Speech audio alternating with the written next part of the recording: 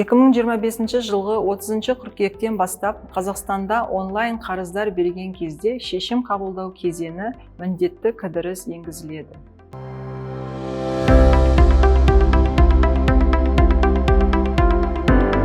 Қаулыда онлайн түрде берілетін тұтынушылық кепілсіз қарыздар мен микрокредиттер бойынша мынадай шешім қабылдау кезеңі қабылданған.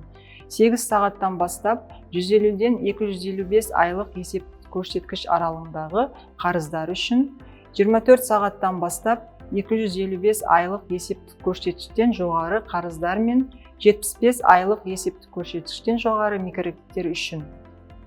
Ақша қарыз алушының келісімі расталғаннан кейін ғана аударылады.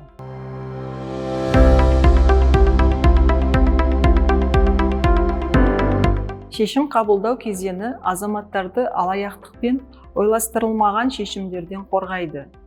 Егер қарыз алушы аталған уақыт ішінде шешімін өзгертсе, шарттың күші жойылады және қаражат аударылмайды. Шешім қабылдау кезеңін тауар алуға арналған кредиттерге, ішкі қайта қаржыландыруға және төлем картасы бойынша лимиттің шеңберіндегі қарыздарға қолданылмайтынын атап өткен жөн.